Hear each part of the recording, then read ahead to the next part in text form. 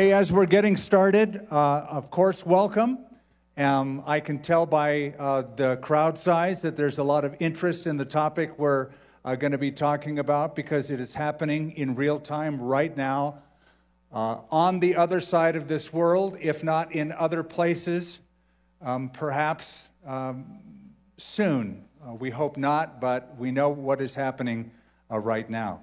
But I do, as we begin, I want to welcome those who are joining us live stream on YouTube and different platforms. We welcome you. We know there's a lot of people. We have 200,000 YouTube subscribers, and no doubt many will be tuning in even as we speak. Also, I want to give a special shout out and welcome to a church that is live streaming this for their midweek service in Huntington Beach, California, Refuge Calvary, under Pastor Bill. We want to welcome you and glad that you're a part of this as well.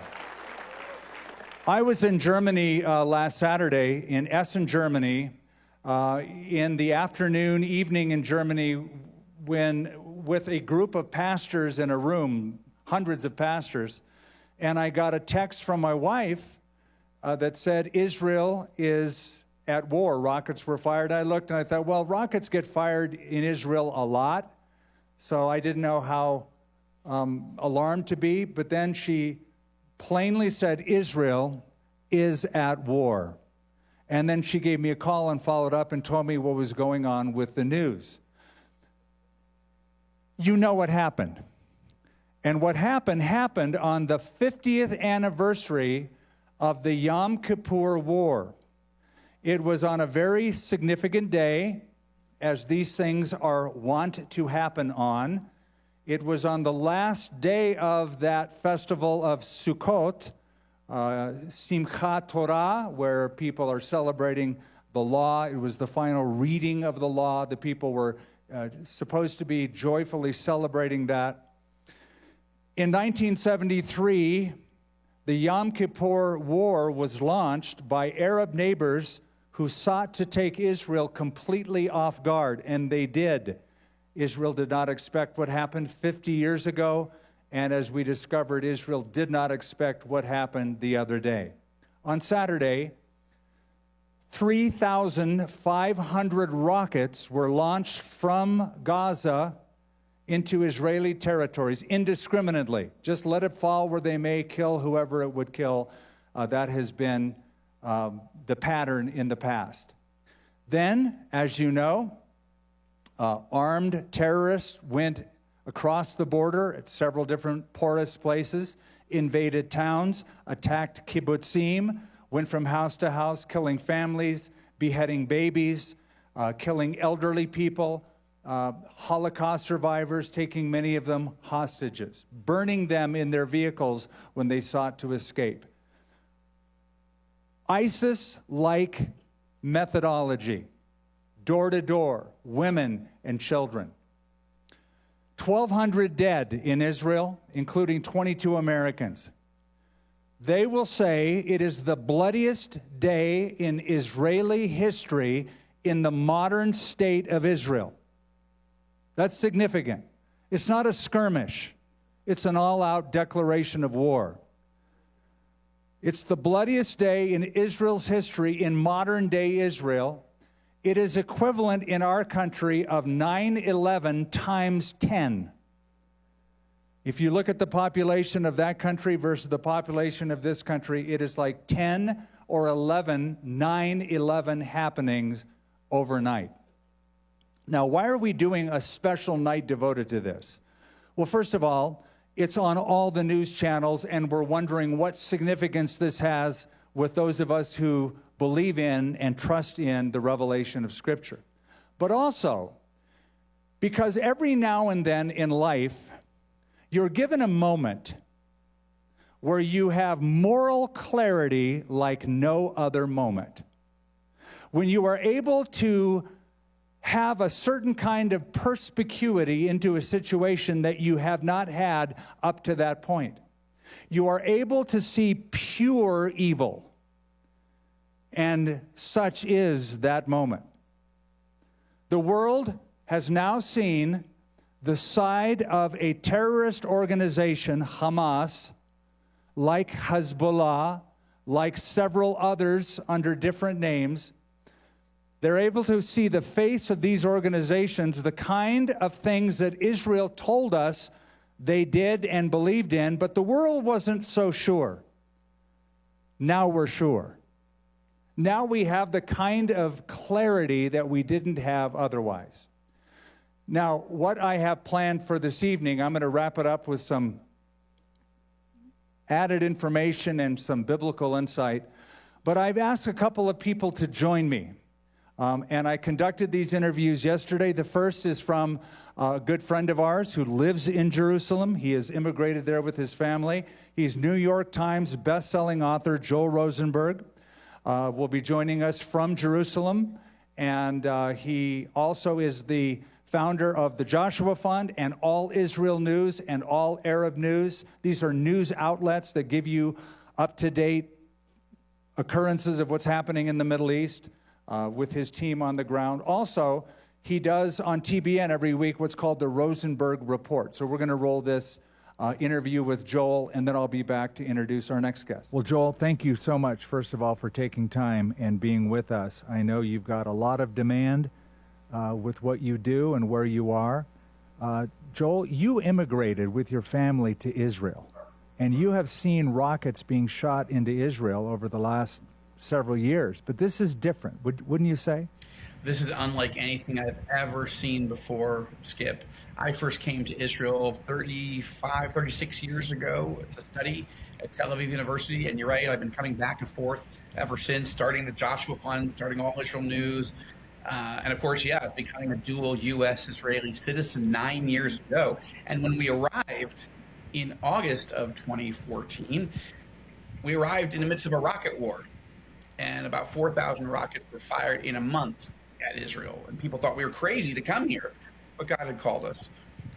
Almost as many rockets have been fired in the last 4 days as were fired in the entire month of August 2014.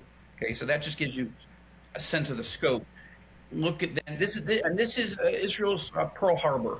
This is our 9/11. It's the worst set of civilian murders and casualties here in Israel in the entire history of the state of Israel in this short period of time. In fact, this is the biggest murder of Jews since the Holocaust. Okay, meaning in a 4-day period, we've never seen anything quite like this. Just one more point: 900 Israelis have been murdered so far, and I'm talking about like Hamas. Look, most Americans don't know what Hamas is. They're a radical Islamist terrorist organization, but you have to think ISIS. Okay, Hamas doesn't mean anything to most Americans. ISIS does. And what has happened in the last 4 days here? Hamas has chopped off the heads of babies.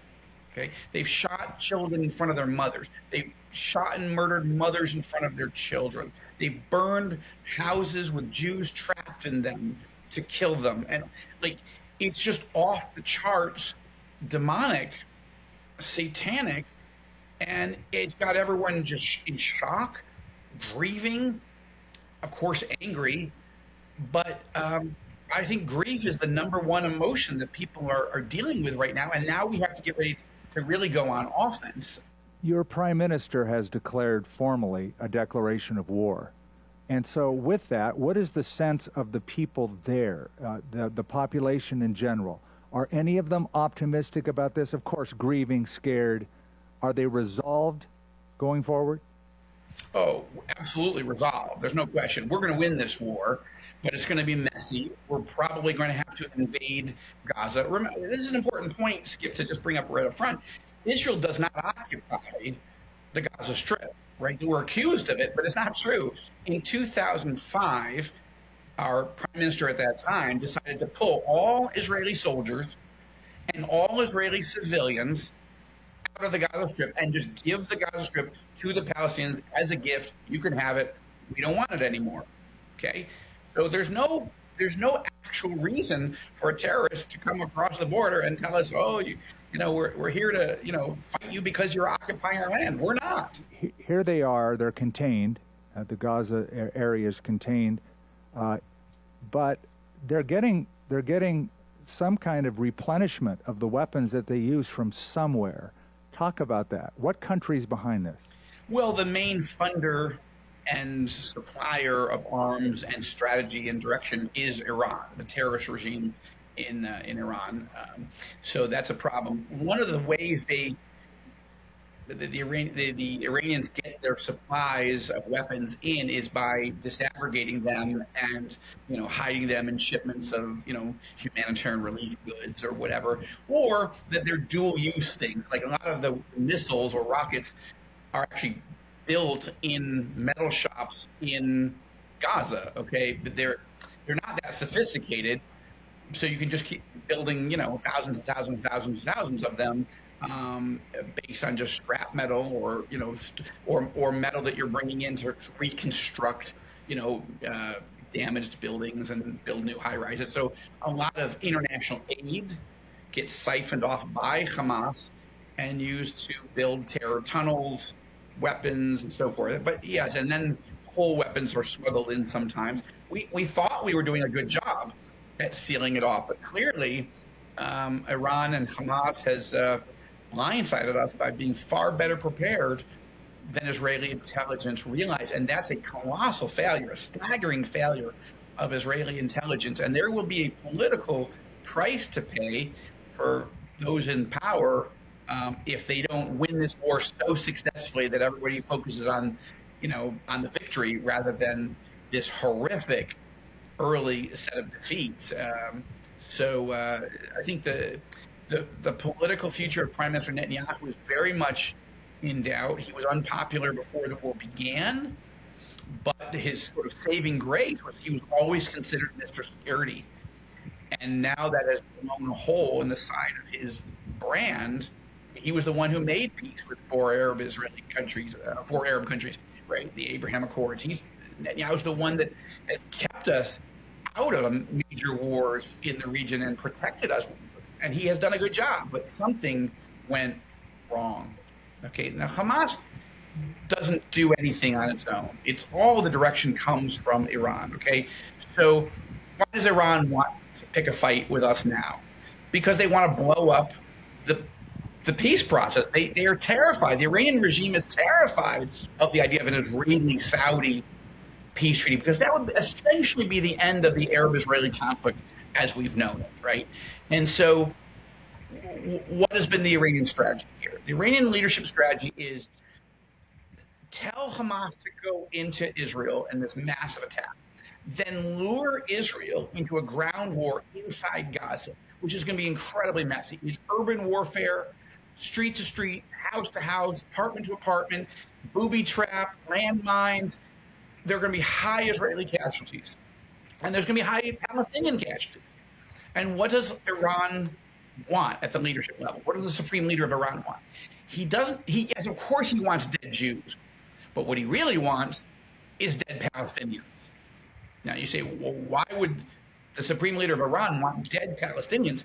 Because he wants television images of collateral damage of women or children and young men who are killed by Israel as Israel tries to hit Hamas terrorists who are hiding behind the human shields of the 2 million Palestinian civilians and behind our Israeli hostages that they have, right? So that's this cowardly, demonic way. So if we try to go get them, no matter how hard we try, and we will try very, very hard not to kill civilians, but it will happen. And when it happens, this will make the supreme leader of Iran very, very happy, because CNN, MSNBC, all the networks, New York Times, BBC, Al Jazeera, everybody else will start to make us as Israelis look like monsters, that we're not defending ourselves from monsters, but now we are the monsters. And that the Iranian leadership hopes will cause the Arab Muslim world to back away from Israel rather than gravitate towards us. And that, obviously, ultimately, Iran wants us to be annihilated. It's the Iranian leaders that are on the record that keep saying we want to wipe Israel off the map. So, of course, they want to kill us all. But to get there, they need to isolate us. And what they're terrified of is, rather than the whole Muslim world being against us right now, more and more of the Muslim world is for Israel. And that's what they're trying to blow up right now. Joel, it's been said that Israel will use bombs to protect its people, while Hamas will use people to protect its bombs. Their strategy is different.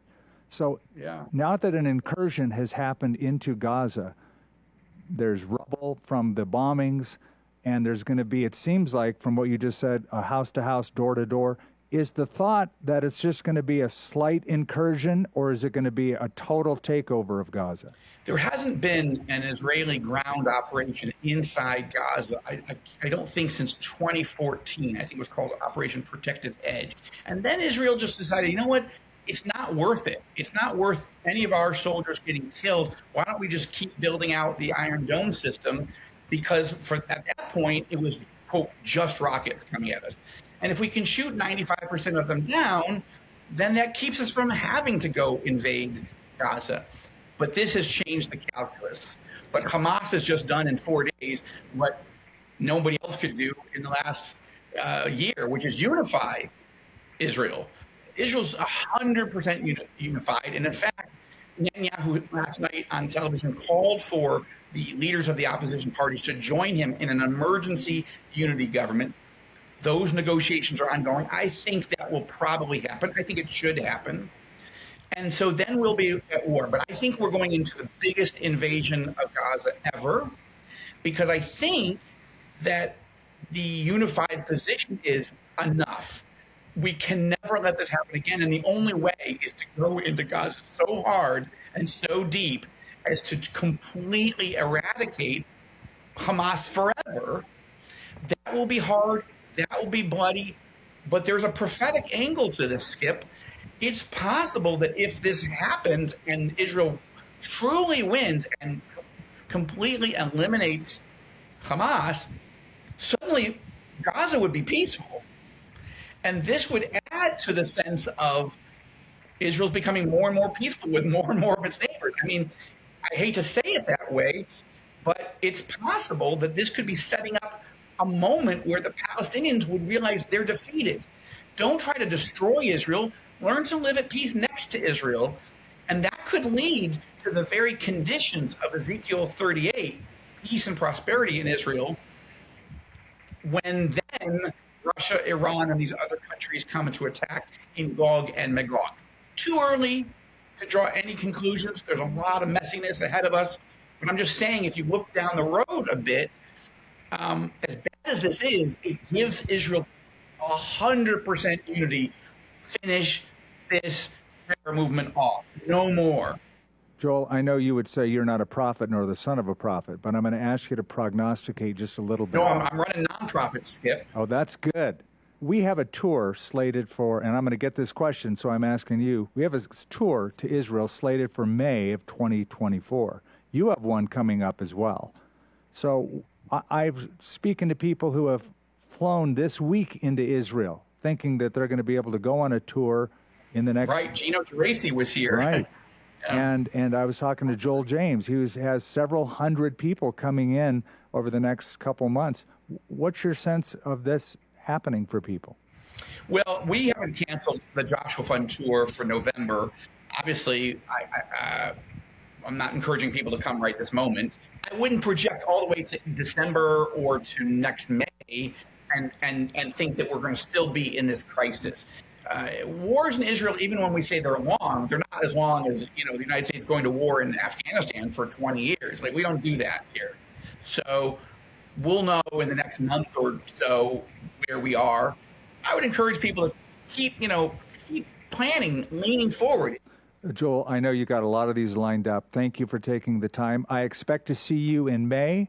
We always love you when you can come and speak to the group and give us a briefing, and that would be a timely briefing indeed. So, God willing, I'll see you in May. The interview I did with Joel, we did about 11 minutes just now, but it was about a 40-minute interview. That's going to be in totality living on our website for a while. So when you go to the Calvary website, right on the opening page, you'll see a link where you can go watch the whole interview with Joel Rosenberg, as is the next interview, much lengthier, and that will also be on the internet as well. So the next interview I did was with somebody who lived in Israel for a long period of time. He moved back to the States to take care of his ailing parents in Pennsylvania. His name is Steve Ben Yeshai, also known as Steve the Tour Guide. A very intelligent guy, has a PhD, served in the Israeli Defense Forces in the Israeli Army for a number of years. And so I asked him slightly different questions, but this is Steve the Tour Guide. So Steve, thank you for joining us. My pleasure. Listen, there's now around 1,000 who have died, and that includes, I think, 11 Americans. When you heard the news, you and I were texting, but when you first heard the news, what did you feel? Well, like everybody else, I was horrified, but it was also combined with a feeling of gratitude as I was scheduled to depart for Israel myself 24 hours before the carnage began. Remember that you and I were witnesses of the Second Intifada, which claimed 1,000 lives over 3 years. This claimed the exact same amount of people in only a few hours. Wow. So, of course, it's mind-boggling. If you reduce it to these statistics, 25,000 dead if you scale it to the American population, and the entire Second Intifada, which you and I knew at the time to be the darkest days of that country's history at the time, has now been eclipsed by the darkest day in Israel's history, all of which took place on Saturday the 7th. Almost 50 years to the day of the Yom Kippur War. And also important because even though between the Yom Kippur War and Saturday's events, Israel's been in many military conflagrations that you and I consider wars, but in their own terminology, they were always termed as military operations.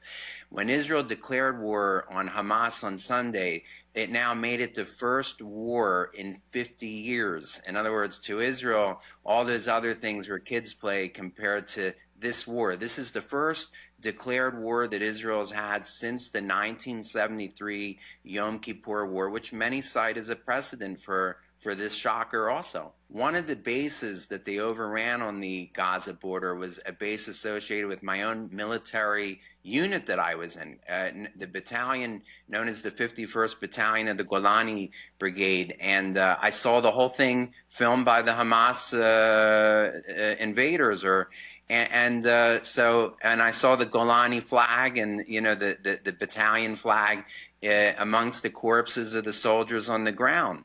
The soldier in me not only identified, of course, with that particular unit, but what shocked me was how quickly the base was overrun as if there wasn't even a fight. And that's what's shocking about all this. How rapid this invasion took place. It's believed that at least 1,500 terrorists infiltrated the country through 40 breaches of the border fence. In addition to the paragliders that maybe some of you have seen on footage, air, sea, and land invasion, and Israel's even elite soldiers were killed easily.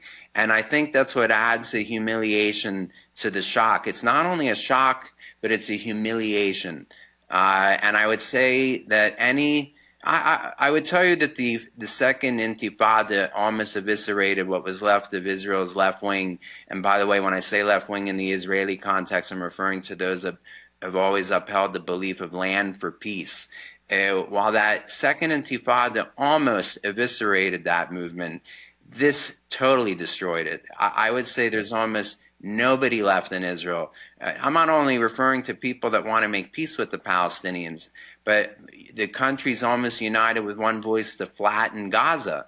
In other words, the secular humanism of the left that often humanized the enemy, such as Hamas, no longer. Right, because of the it's a national humiliation, a shock, and what it is eventually will give way to anger because of the government. Remember, Golda Meir, who was the prime minister in 1973, after the war, her prime ministership ended in disgrace over this.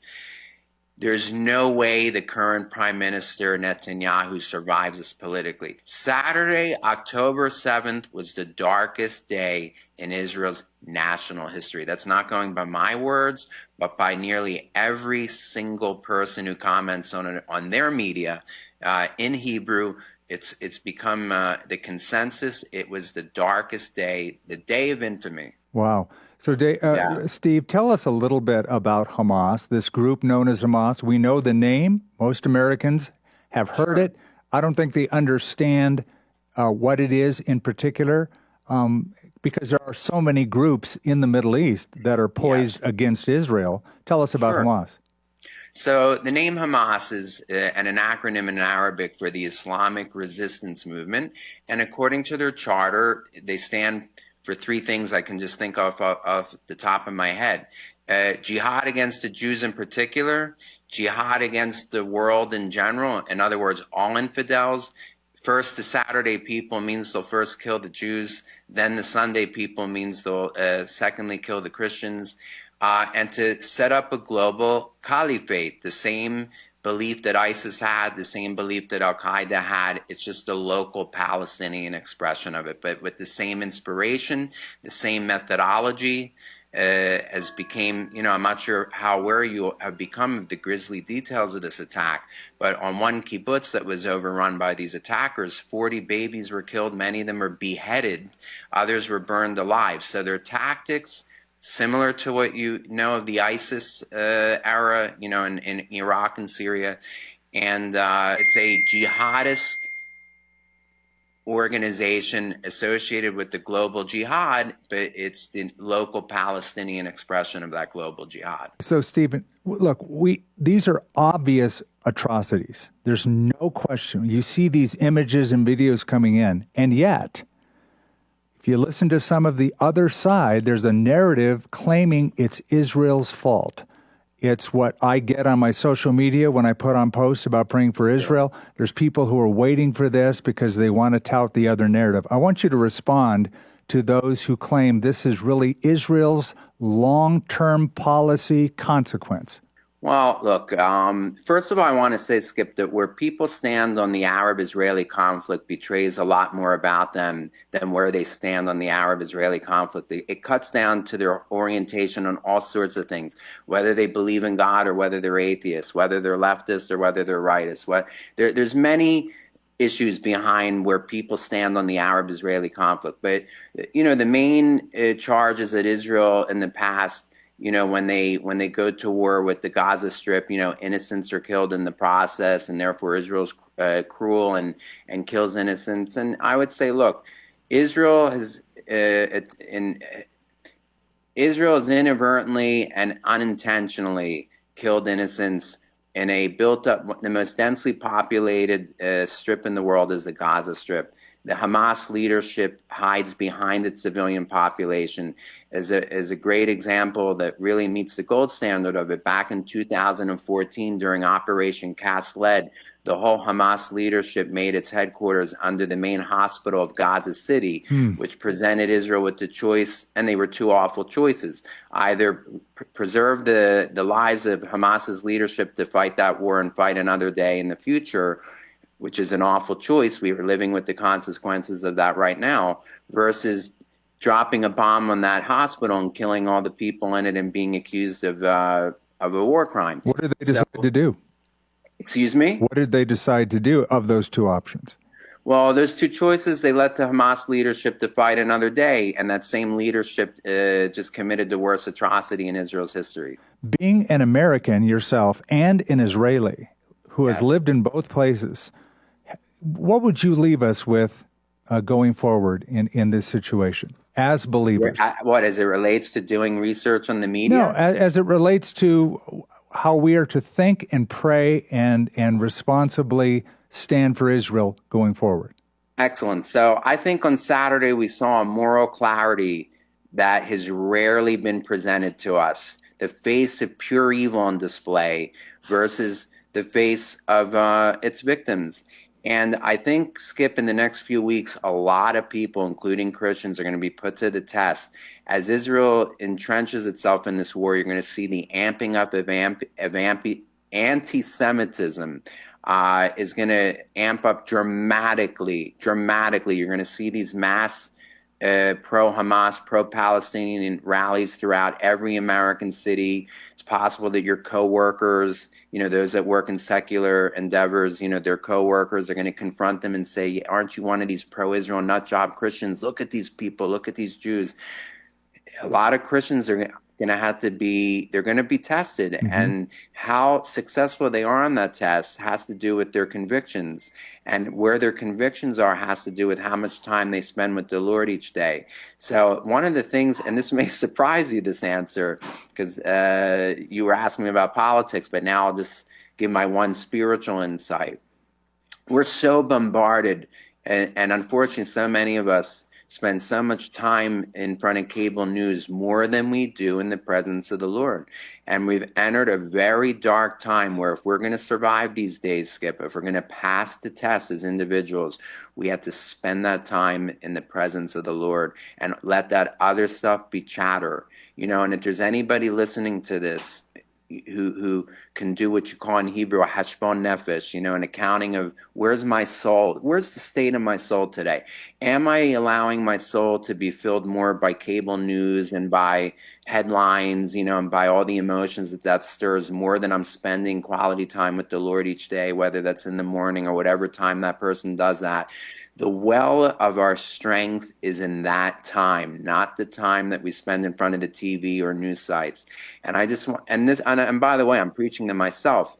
The last couple of weeks, I've been doing everything I can, even before this broke out, this war, to really dig deep into my daily fount of strength, because it doesn't come from the media, it doesn't come from the chatter, it comes from the spirit that's within.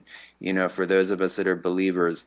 And that's what I would say to encourage all of us. And that's not exclusive to the Israel issue or anything going on. We've entered a very dark time. We're already in that time. Yeah. The only way any of us can survive it and stay clean and keep our garments clean and be able to love the other, even people who we disagree with, is to go to that fount where we get the living waters, that Jesus spoke about in the book of John, the living waters that keep giving if you agree to go to them each day and drink from them. Yeah, that's a good word. You sound like a preacher, Steve. Steve the preacher. Steve the tour guide, now Steve the preacher. So let me help frame this a little bit contemporarily as well as biblically in the time we have remaining. I know the Middle East seems like a very complex situation. It's actually pretty basic. One side wants the other side dead. On one side, you have a Jewish nation, a Jewish state called modern-day Israel. Israel wishes to exist as a sovereign state living in peace, but they also recognize that the Palestinians want their own state, and they want, it would seem like, a level of peace. That's their presumption. Effectively, what Gaza has been in the past is a Palestinian state. Contrary to what you may have heard, Gaza is not occupied by the Israelis. In 2005, under Ariel Sharon, they completely left Gaza, completely gave it over to the authority of the Palestinians, who then elected Hamas to be the ruling governing body in that district. Most Palestinians and other Arab nations, not all, but many of them, deny the right of Israel to exist. They don't believe Israel is legitimate. They don't think it has a right to even exist in that part of the world, and that has been true since all the way back to 1948. In 1948, of course, you know, the United Nations declared Israel is a sovereign nation. They sought to partition the land into a Jewish state and into an Arab state. The Jews accepted the partition of the United Nations. No Arab nation did accept it. In fact, not only did they not accept the partition, but on the day after Israel became a nation, that was May 14th, 1948. On May 15th, virtually every Arab neighbor attacked Israel to destroy it. Israel had been a nation one day. They didn't have an organized army. But you had all of the surrounding nations laying siege to destroy Israel. Miraculously, Israel survived that incursion. That happened again in 1967 when Egypt's president, Nasser, in his own words, allowed his army to attack Israel, in his words, to destroy Israel.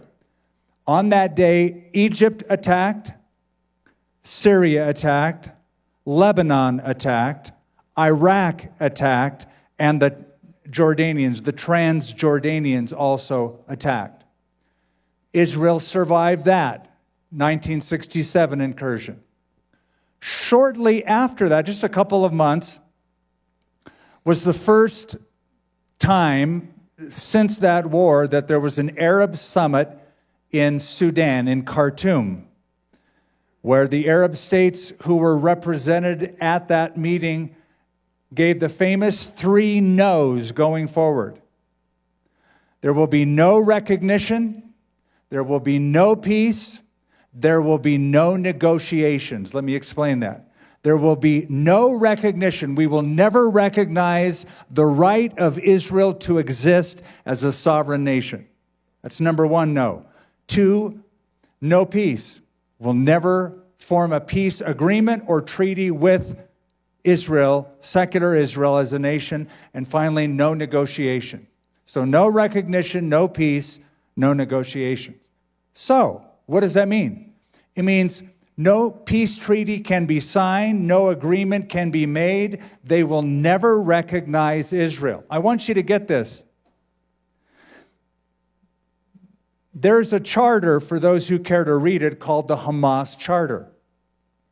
And the charter calls for the destruction of the nation of Israel. In Article 13 of the Hamas Charter, it says, and I'll put this up, there is no solution for the Palestinian question except through jihad. Initiatives, proposals, and international conferences are all a waste of time and vain endeavors. End quote.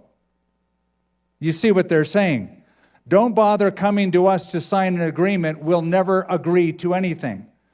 We want Israel completely annihilated. In fact, just the other day, this resurfaced. This is from Mahmoud al-Zahar, who is a commander for Hamas. He warned, and we should take this warning to heart, that Israel is only the first target. He said, and I quote, the entire planet will be under our law. That's their goal. There will be no more Jews or Christian traitors.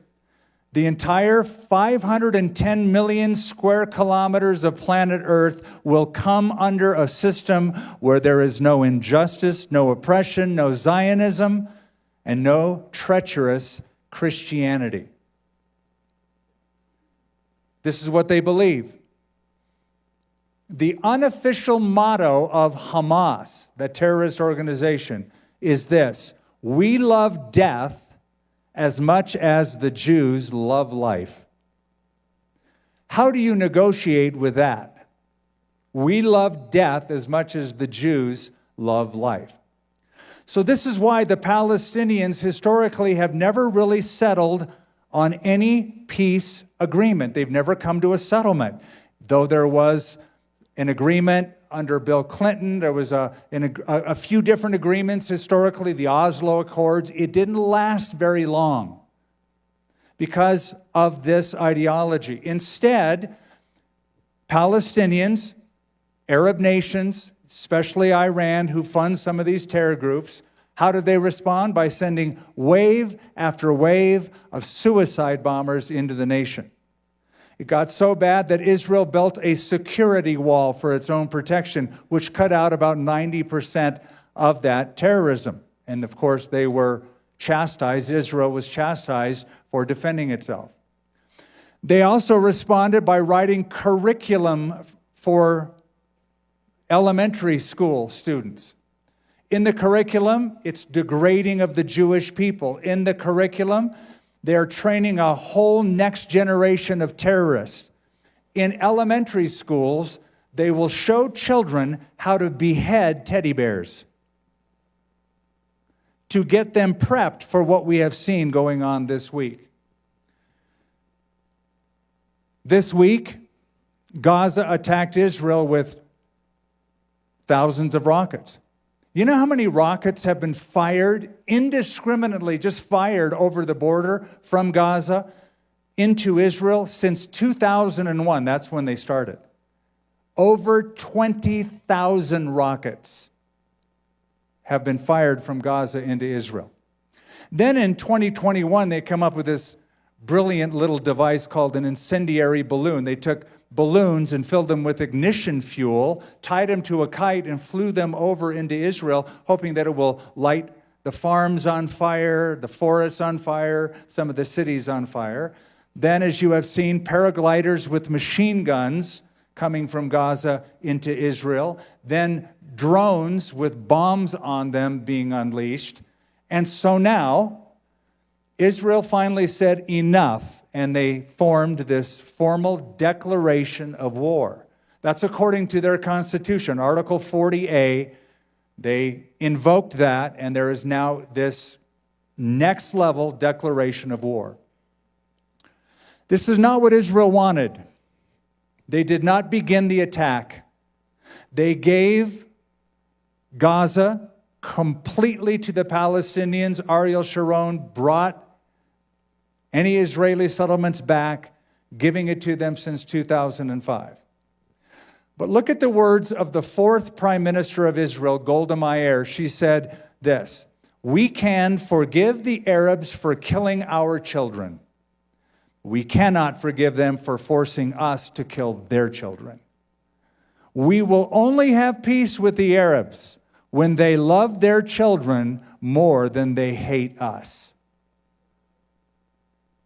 Quite a quote. We'll only have peace with the Arabs when they love their children more than they hate us. But for those of us who are Bible students, we realize it always comes back to Israel. It always comes back to Jerusalem, right? And we have noted that. We have just concluded a series on The End is Near, where we talked about some of these things. Here you have this nation that is smaller than the Central American country of El Salvador. You have a country that is roughly the size of the state of New Jersey. And yet it all comes back to Jerusalem, all comes back to Israel. So many of the headlines, it cycles through. In Zechariah chapter 12, the prophet said, "It shall happen in that day that I will make Jerusalem a very heavy stone for all peoples, and all who would heave it away will surely be cut in pieces. Though all the nations of the earth are gathered against it." So the Bible predicts, as it has been in the past, the Bible predicts so in the future, that the focal point of history will center on the Jewish people, the state of Israel, the city of Jerusalem. We discovered in our series on the end times that God's prophetic timetable, God tells time by the Jewish people. 70 weeks are determined for your holy city and for your people, the prophet Daniel declared. Now, something we touched on in that series, I want to sort of bring it back to because Joel alluded to it. Steve did not, but Joel did. In Ezekiel chapter 38, and 39, there is the prediction of a future war that involves Israel, and it involves nations around the world. But in particular, an alliance that takes place between Russia, Iran, Turkey, and the Islamic states of the Upper Nile, all against the nation of Israel. We call it the Gog and Magog War. You're familiar now with it. We studied it for a couple weeks in depth. This, what you're seeing this week, this is not that war. But it is pointing to that war. It looks like it's leading up to that war. Again, as Joel said, it's too early to tell, but it's going in that direction, though there are some stark differences. Here's the main difference. In the Ezekiel war, there are actual nations of the world that fight Israel. That's not happening right now. Israel is fighting a terrorist organization called Hamas. They're not engaged formally in a war against any nation yet. This could, however, lead up to the Ayatollah's doorstep in Tehran, in Iran. It has that possibility. So in that Ezekiel war, even though right now you have America with its warships out in the Mediterranean as backup for this war, in the Ezekiel war, no nation will help Israel. God himself will defend Israel alone, and he's quite capable of doing it on his own, as the world will see. But during the Ezekiel war, no nation will come to Israel's defense, not even this nation. All the nations will turn against them. This could be preemptively what is leading up to that war. In other words, this has the potential of producing that. Here's what you should know. Some of you already do by just the interviews and following the news. Hamas is funded by Iran, directed by Iran. In Tehran, among the Ayatollahs and the upper echelon, Israel is called the little Satan. America is called the great Satan. I've always been mystified by this, but the last couple days has me scratching my head even more. A former president, President Obama, gave $1.2 billion in cash and flew it to Iran. And he promised them $100 billion. The next president, President Trump, canceled the deal. But then this current president reinstated the deal and promised $6 billion. Listen, to the world's largest sponsor of terrorism ever. Iran is the world's largest state sponsor of terrorism on the globe. Why would anybody give money to that? You could say it's for humanitarian purposes. They actually have lots of money in their reserves. But something else you need to know. Though Hamas is armed and funded by Iran, do you know that Hamas terrorists were trained by the Russians? Now, think back to Ezekiel 38. You have this strange alliance that has never happened before. Never happened historically. The prophet predicted it. Never in history can we find it until now. Hamas is funded by Iran, but the terrorists were trained by a Russian group called the Wagner Group. You may have heard about them in the news recently. They came in after an incursion in Africa. They came to Gaza to train them militarily. And just yesterday, Russia said, if the United States supports Israel in this war, then Russia will support the Palestinians in this war. And just today, the president of Turkey, President Erdogan, rebuked Israel, saying that Israel is ruthlessly targeting Palestinians and violating human rights. So I wanted just to show you some of the back thinking and talking going on in this war right now. We have this alliance, And we already know that there has been a deal. I told you about this in our series on the end times. There has been a deal between Turkey and Russia for an anti-ballistic missile system. That's in place. Now again, when Ezekiel wrote about these nations, that had never happened. That alliance never happened. You are seeing it beginning to form now. So, a lot more could be said. I don't want to say more. I want to pray more. And we'll do that in a minute. So let me leave you with some things to do. What do we do now? Here we are. We're Bible-believing Christians. Some of us are looking for a tour to Israel in May. And as far as things are going right now, I plan on still going. Lord willing, of course, things could change. But I'm still planning to go. But what do we do until then? What should we do now with all this going on? Number one, stay prayerful. Right? That's a given, right? You'd expect to hear that. Stay prayerful. Do you know, we are told, we are commanded by Psalm 122, pray for the peace of Jerusalem. May they prosper who love thee. So we should be praying for stability in the Middle East, the peace of Jerusalem in particular. So stay prayerful. Number two, stay aware. Stay aware. Our security team here at the church has the motto, head on a swivel. You know, you're always kind of looking around. You want to live in the yellow. You want to just be aware that not everybody in the world is good, and bad things can happen, even to good people. So be aware. Stay aware. We're living in difficult days. And what is troublesome is not only do we have instability in the Middle East, but we have an unsecured southern border in this country right now.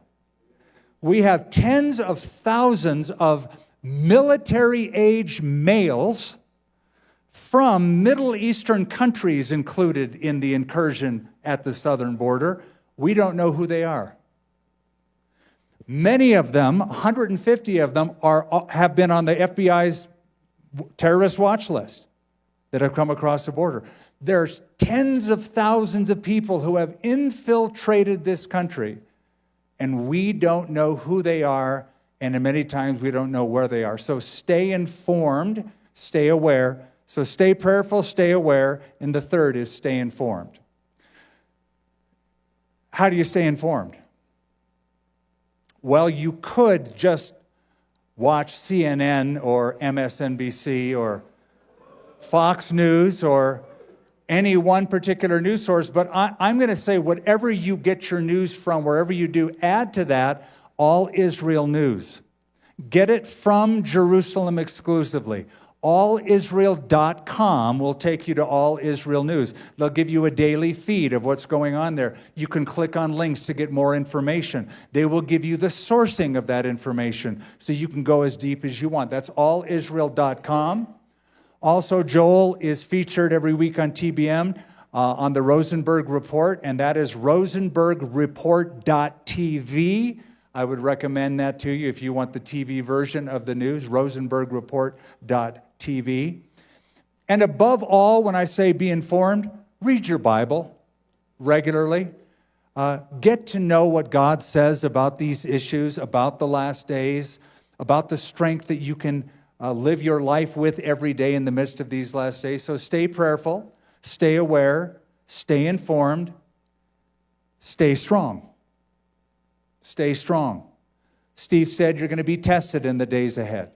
Hamas, Iran want images of Israel inflicting damage so they can show the world that, and so that they'll win the media war. That's what they want to win. They want to win the hearts and minds of people around the world. And number 5, stay encouraged. In Psalm 121, verse 4, listen to this promise. He who keeps Israel neither will slumber nor sleep. He, God, who keeps Israel, and he has done it time and time again, neither slumbers nor sleeps. You know, if you study Jewish history, if you study Israeli history, and you still don't believe in miracles, you're not a realist. Think of what Israel has survived. 400 years of slavery in Egypt, 2 total destructions, multiple deportations, 2,000 years of dispersion, and a Holocaust. Add to that 1948, add to that 1967, add to that 1973. This is a horrible time. God's going to get them through. God's going to get them through. He who keeps Israel neither slumbers nor sleeps.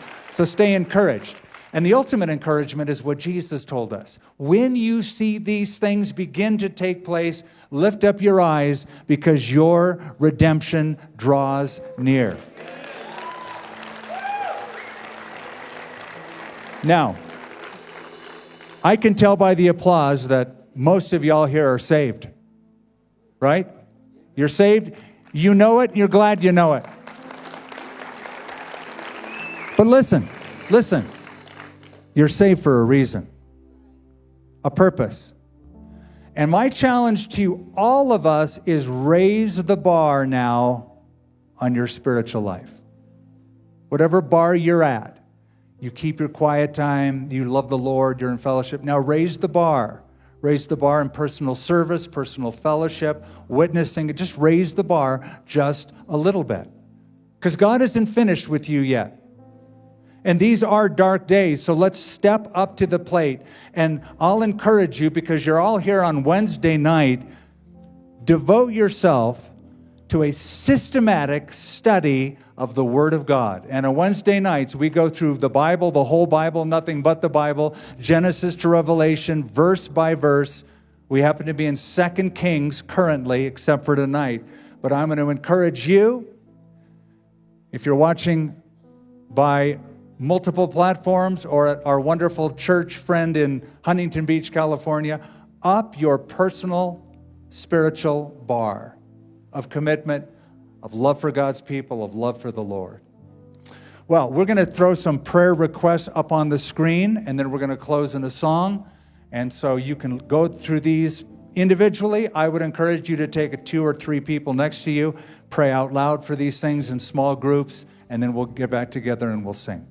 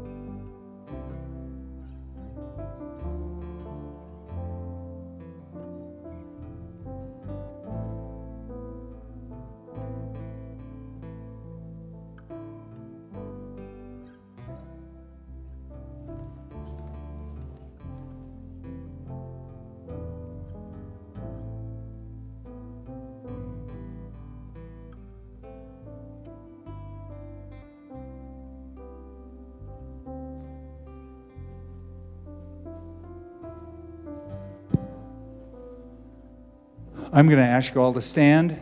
Once again, what the videos that we showed you of the 2 interviews will be posted on the website, but this is an ongoing situation, and it might be that next week we need to do another update and some more information, and there's a whole, there were many things I wanted to share tonight that I just didn't have the time to do, but we will keep you posted. We might just make this something that lasts as long as this lasts, so we get a good grip on it and get some biblical knowledge under our belt. We hope you enjoyed this special service from Calvary Church. We'd love to know how this message impacted you.